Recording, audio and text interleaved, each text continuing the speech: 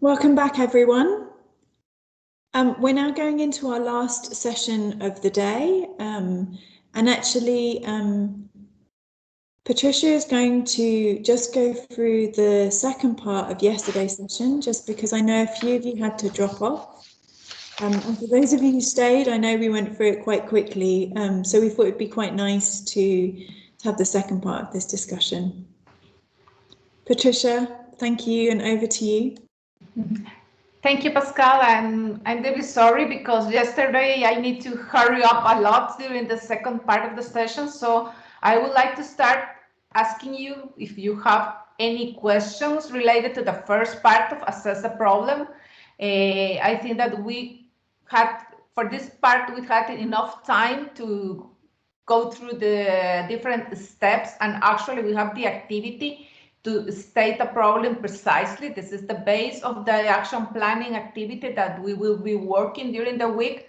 But now we would work and go deeper into the second part that as I mentioned, I'm sorry, I hurry up a lot yesterday, that is to develop the solution. So we will move forward from here. So let me, okay. So as I mentioned yesterday, to develop the solution, each one of these steps, we break down this into smaller steps to make the methodology easier to apply.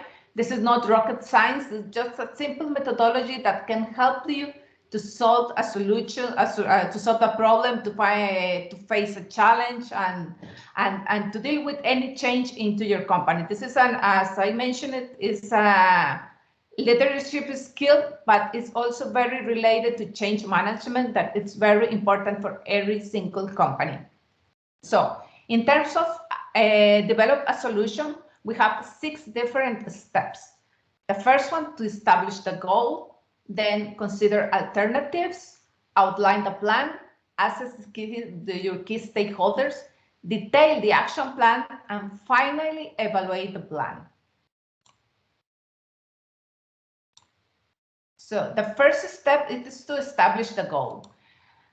As I mentioned yesterday, I think that one of the most important things when you are working in your action plan is to precisely state the problem. But the second one is to precisely state what is your goal. So for this, Toronto Centre recommended the acronym is SMART for your goal. So the intention is that your goal should be SMART in terms of specific, measurable, actionable, realistic, and time-bound. It sounds very simple, but in real life, to apply and to have a goal that is already SMART, it's quite complicated. So I just give you an example of a simple goal. You just need to increase the staff of the legal department. This is your goal. You need more people in your legal department. But is this goal SMART? That's what we need to review, because this will facilitate the action and the steps to find the solution. So what we propose as a SMART goal is to increase the number of lawyers. We are going to be specific, not just the staff, the number of lawyers in the legal department, how many people in a 20%, and the time bound in the next 2 years. This is just an example of a SMART goal. Then I have another example, this one linked to the problem. Let's figure out that we have a situation and that we already have stated the problem precisely. So our problem is the pre-contractual information of microinsurance products. It's very long and difficult to understand by the underserved market, creating confusion for customers who found it difficult to buy these policies and limiting the takeout. I think that this is a problem that is very common to our countries. So what could be a SMART goal to try to deal with this problem? So to issue, this is just an option, to issue new regulatory standards, this is specific, that specify the content and form of the pre-contractual information of microinsurance products. So this is actionable and maybe realistic for your country. and within a maximum period of 8 months. So this is also time bound. So that's the idea of establishing a SMART goal. That is something that it's very important. So second step is consider alternatives. There are a lot of ways to find a solution. You can have a problem, but you can have at the same time a lot of ways to solve this problem. Your task is to find the best way to solve this problem. For example, this is just a graphic example. You need to cross a river, so you can find a lot of ways, a lot of types of bridges to cross the river and find a solution to be at the other side of the river. So you need to think of all the alternatives available to you for reaching your goal. And the most obvious alternative might be the best, but this is not always the case. You need to evaluate a lot of factors and being open to other options, and you may be surprised and find another alternative that you can even imagine. So that's why it's important to keep your mind open. The third step is to outline the plan. But this part of the plan, outline the plan, it's to outline the plan, but in the very big steps. You just need to list a few big steps that you think that will need to be done to reach your goal.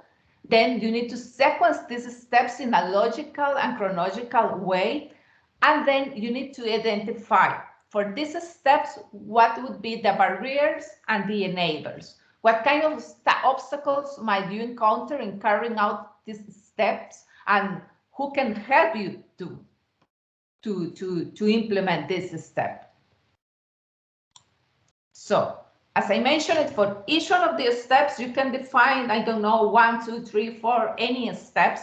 You need for each one of them to think in the barriers that could be resources, political will, public will, expertise, but at the same time, who would be the enablers who can help you with these steps? So you can have financial means, the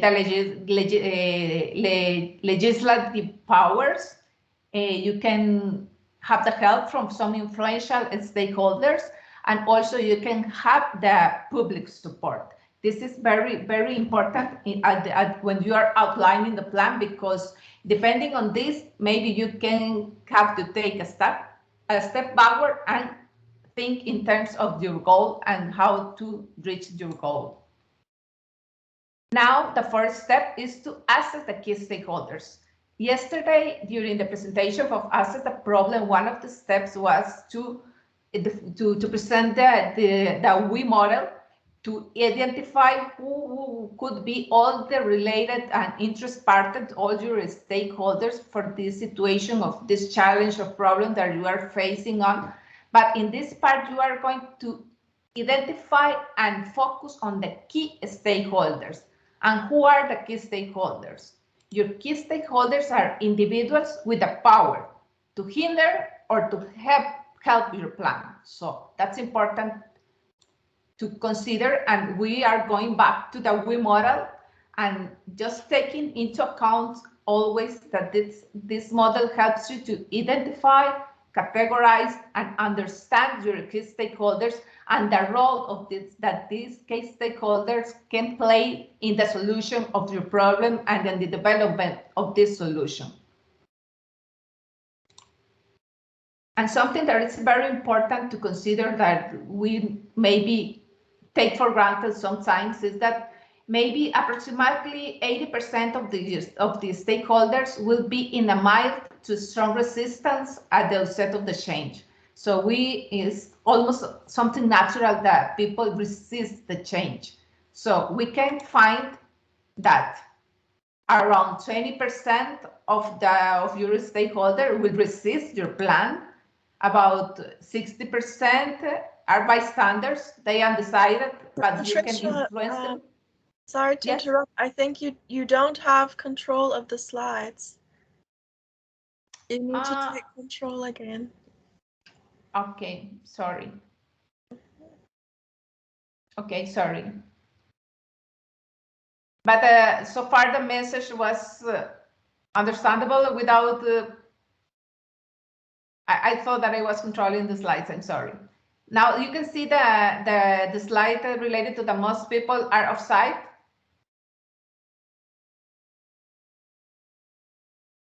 Okay, I will hope. Now can you see the slides? This slide about the continuum, resistant continuum? Yes, okay. Thank you, Robson. So as I mentioned it, 20% of your stakeholders will be resistors.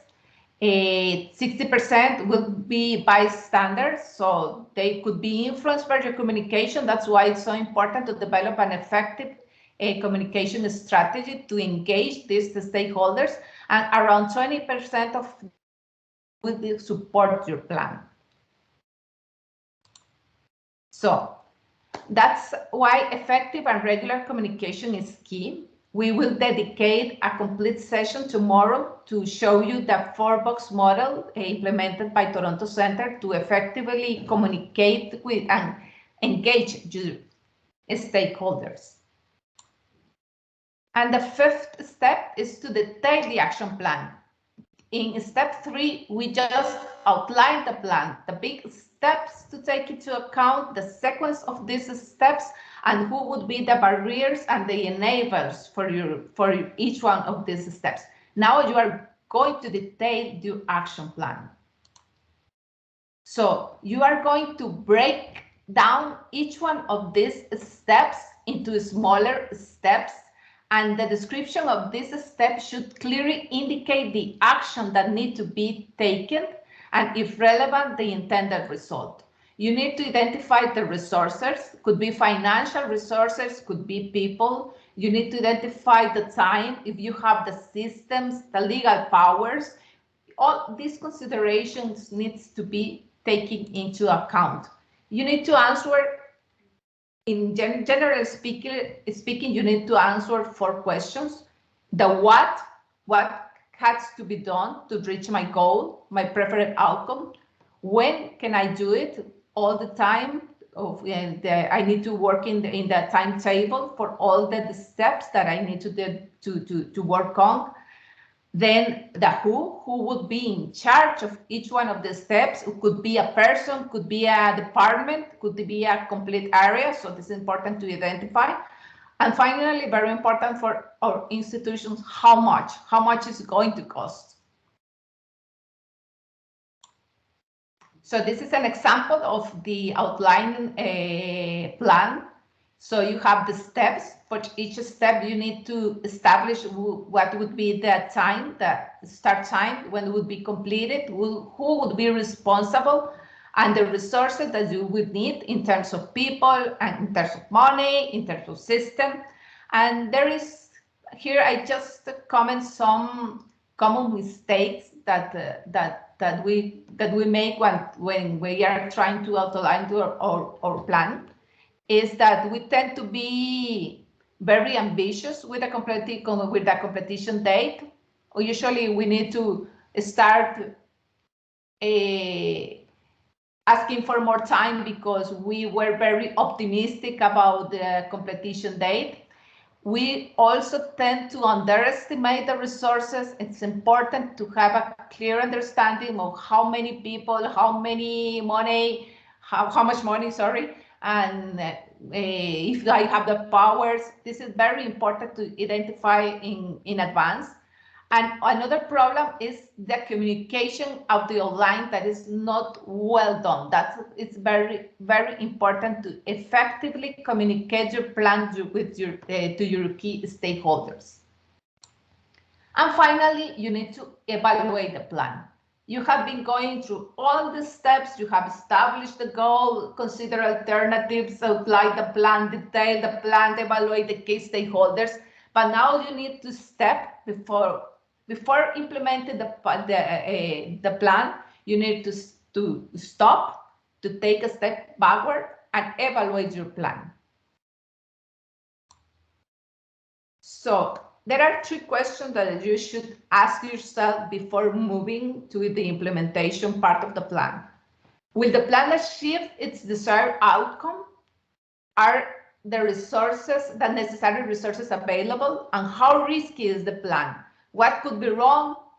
how can I manage the eventuals, or if something is wrong? Do I have a plan B? Do I have a business continuity plan for the project to think in terms of continuity? So this is very important, and this is just something illustrative to take into account. It's very easy to plan, and when you plan, then you have all your goals and the steps, and you are very clear about your resources. It's like the first draft. It's very straight, and you think that everything is going to be perfect. But reality, it's very, very different. There are a lot of obstacles in the road. There are a lot of issues that come, COVID, for example, and the intervention of some entity, some new regulation of other supervisor that is affecting your regulation. So you need to expect the best, but be prepared for the worst. That's very important when you are planning. And finally, we are in the third step, that is to implement the plan. We are not going to go deeper into this part because this part, it will depend on the implementation. This is something that I also mentioned yesterday. During the week, we will be working in assess the problem and develop the solution for your action plans. If you request and if you are interested in, you can ask support from A2AA and Toronto Center to follow up your action plan and to support you in the implementation of your plan. But in general speaking, the implementation of the plan also has 6 different steps. So the first step, once you are implementing your plan, is to sell the plan. It's important to have the sponsorship and endorsement of your plan. That's why it's so important to engage your stakeholders. The second is to establish the governance and structure of the plan, not just to identify resources, but also to plan how it's going to plan the plan to be implemented. The third one is to create a working plan, the detailed working plan. If you have some specific system, it would be great, but this is something that you can easily, not easily, but that you can manage in an Excel spreadsheet, given the case. Then to manage the project team, you need to manage the project team to ensure that the team members are working well together, that they are committed with the project, that if something arises, you need to be ready to solve the situation with the people. And finally, to prove accountability by showing progress and success all the way along, to prove that the project is going and it's big successful. So those are all the steps that we are presented in the action planning methodology. As I mentioned to you, we are going to focus this week in assess the problem and develop the solution. Given the time, for today, we had a group activity that was to establish the SMART goal, considering the exercise that we did yesterday. But now that we have you have been working in your action plan advanced form preparation, so you are ready to work in your own SMART goal, so we can move to the breakout rooms and start working on your own action plans. So if you have questions, comments, please, this is the moment.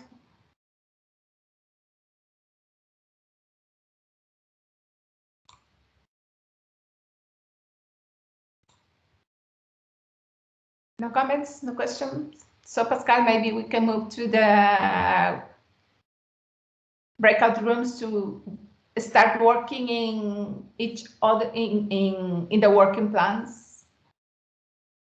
Yeah, absolutely. I think Rochelle is just launching the breakout rooms now. Okay. Just to summarize, the idea is today we will start working on we are considering that you already work in your advanced action plan advanced preparation. This is, as I mentioned, this is a very broad description of the problem and the time frame of the problem that is important for you and your agency. Now we will start working in the action plan summary. This is the action plan summary. This is the template that you will be presenting during the last day of the program. And this action plan template has 4 steps. The first one is to state the problem precisely. The second is to establish the goal. Those 2 steps are the ones that we will start working today. Then tomorrow or the next day, we will start working on outlining the plan in terms of defining the steps, the resources, the time frame. And finally, we will work in the stakeholder management strategy. That's that strategy is based on the 4-box model that I will be presenting tomorrow. So that's pretty much the summarize of the work that we will be working during the week. So back to you, Pascal, sorry.